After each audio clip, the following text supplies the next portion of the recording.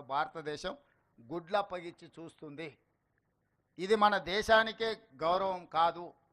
అందుకే తెలంగాణ రాష్ట్రం ఆలోచించి 2028 ఒలింపిక్స్లో ఖచ్చితంగా గోల్డ్ మెడల్స్ తెలంగాణ రాష్ట్రానికి సంబంధించిన క్రీడాకారులే సాధించాలి అని యంగ్ ఇండియా స్పోర్ట్స్ యూనివర్సిటీని కూడా మనం ప్రారంభించుకుంటున్నాము.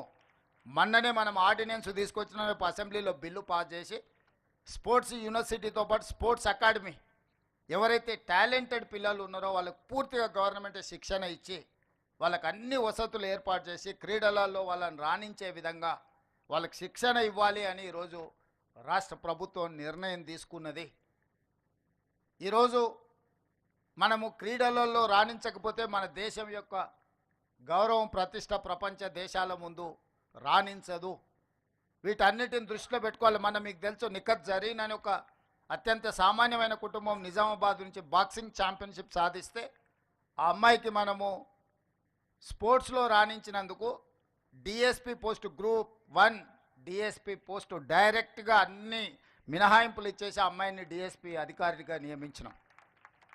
సిరాజ్ క్రికెట్లో రాణిస్తే అతనికి ఎడ్యుకేషన్ లేకపోయినా అతనికి పూర్తిగా రిలాక్సేషన్ ఇచ్చి అతను కూడా డిఎస్పి ఉద్యోగం ఇచ్చినాం. నేను ఎందుకు ఈ విద్యార్థుల ముందు ఇవన్నీ ప్రస్తావిస్తున్నా అంటే చదువుకుంటేనే ఉద్యోగం వస్తుంది, చదువుకుంటేనే మన లైఫ్కి ఒక భద్రత ఉంటుందని కాదు. మీరు క్రీడలలో రాణించిన డెఫినెట్గా ప్రభుత్వ ఉద్యోగాలే కాదు ప్రపంచంలో ఎన్నో అవకాశాలు ఎదురు చూస్తున్నాయి మన కోసము. క్రీడలలో రాణించండి.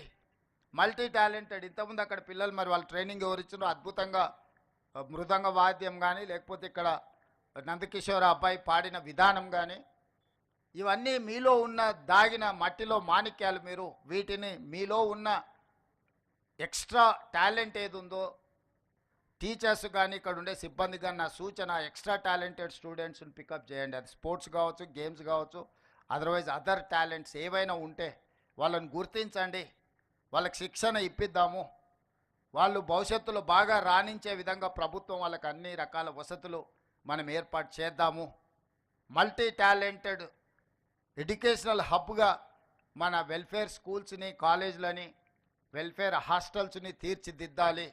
అదేవిధంగా మా యాదయ్య గారు రోడ్ల గురించి కలిసినప్పుడల్లా ఖచ్చితంగా చేవెళ్ళ నియోజకవర్గానికి సంబంధించి అభివృద్ధి గురించి అడుగుతూనే ఉంటాడు. అదేవిధంగా ప్రిన్సిపాల్ గారు కూడా ఇక్కడ టాయిలెట్స్ విషయంలో కానీ, క్లాస్ రూమ్స్ కానీ, అదేవిధంగా స్టేడియం గురించి వీటన్నిటి గురించి అడిగినరు.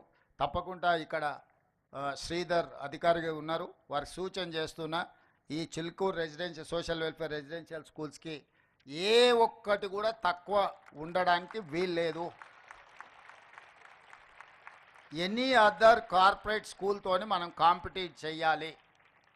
దీనికి కావాల్సిన అన్ని అంశాలను 360 డిగ్రీస్ మీరు పరిశీలించి అన్ని ప్రతిపాదనలు తీసుకొని రండి. మనం తక్షణమే వీళ్ళకు మంజూరు చేద్దాము. ఒక మంచి వాతావరణం, ఒక గుడ్ అట్మాస్ఫియర్. 1987లో మొదలైన ఈ స్కూల్ని ఇప్పుడు మనం అప్గ్రేడ్ చేసుకోవాల్సిన అవసరం ఉన్నది.